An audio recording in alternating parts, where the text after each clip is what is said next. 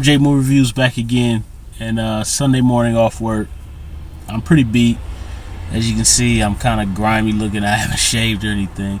But I'm going to do a on-the-fly Halloween horror movie review of The Stepfather from 1987 starring Quinn. The Stepfather is a movie that I remember me and my friends used to talk about all the time, like back in the day when it very first came on video in the 80s. And The Stepfather is... rewatching it again in retrospect, the actual film itself, the actual movie, I don't particularly think it's that good of a movie or a film. Looking at it now, at the time when I saw it in the 80s on video and on regular TV, I just thought it was like the greatest in the world. But really, the selling point of this movie is just flat out Quinn. I mean, Quinn just reaches levels of like Ray Liotta kind of hysteria and rage. He's pretty fantastic in this role. He's really what makes the movie and carries it, because the movie has very good actors in it, but it's just that the rest of the actors in the movie are kind of playing it as B material. I don't know. I don't really feel like the actors are invested, but Quinn is just a force of nature. I mean, he's carrying this movie. He's going like 100 miles per hour through this movie. I mean, you know, when he, of course, the famous line that we all remember is, "I need a little order around here," and him, you know, beating on the counter. And when the stepfather has these rages where he's like taking weapons and stabbing counters and pretending to like stabbing at the air.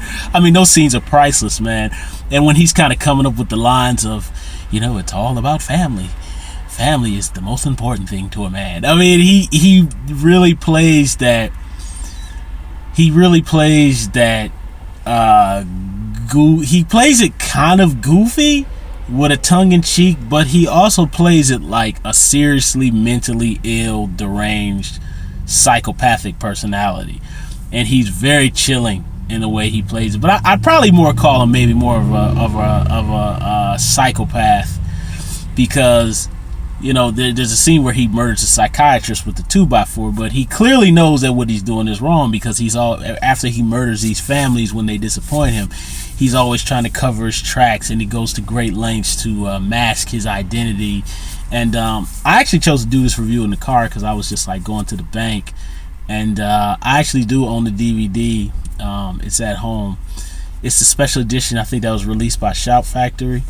So there's a commentary on there behind the scenes. The commentary is boring. The behind the scenes material, it's okay, but again, it would have been nice if Quinn. I've never heard Quinn talk about this movie. I remember seeing like one little short interview that he did for it, like on MTV back in the day. I think that was when the second one was released. But ever since then, I have not heard him ever talk about that movie ever, nor have I seen anybody even ask him about it, like when he was doing promotion, like for Lost and all that stuff. And I don't know, I read one thing on the internet where one person said that it was on IMDb, and supposedly this person claimed that they had met him in Canada somewhere, and they said they had asked him about the film, and they said that supposedly Quinn had said how nobody ever asked him about The Stepfather, like ever. You know, so I guess it's really more popular among cult audiences. But yeah, you know, it's a when you look at the movie as a whole, it's kind of an average, predictable kind of thriller. But it's really just Quinn's performance that just carries the whole thing. I mean, he's really fantastic. And I will say, hands down, I think my favorite scene in the movie is definitely that scene where they're at the picnic and they read the paper about him slaughtering his first family. He goes in the basement and he goes, "We are going to keep this family together. You had better believe it." And he's like, you know, going nuts. That's like my favorite scene in the entire movie. It's a fantastic scene. Basically, any scene that Quinn is in is worth watching. But usually when he's not in the movie, that's kind of when you're like checking your watch, like, okay, is it over yet? So Quinn makes that movie, and it is funny that I saw a retro review for for Siskel and Ebert on there, and Roger Ebert had actually praised O'Quinn's performance. You know, him and Ebert, they didn't like the movie. They gave it thumbs down because of the violence. And I will say, the violence is pretty tough. I mean, there's not a lot of it, but the scenes, I mean, the scene when he beats the psychiatrist, that is, like, pretty brutal. And I will agree with Siskel, when he slaps that woman across the face with the telephone. I mean, at the time when I was a kid, it was just kind of like, oh, he hit her with the phone. But like watching it now as an adult, it is pretty, yeah, it's pretty nasty. So, yeah, you know, if you want to go back down memory lane and you want to see Terry O'Quinn before he was on Lost, and you just want to see a fantastic performance, check out The Stepfather, the original Stepfather from 1987. I'll touch on the second one a little bit. The second one is okay. Again, Terry O'Quinn is just really the main reason. Kind of feels like a cheesy direct-to-DVD movie, which I read on the behind the scenes. That's actually what it was supposed to be. But the second film is okay.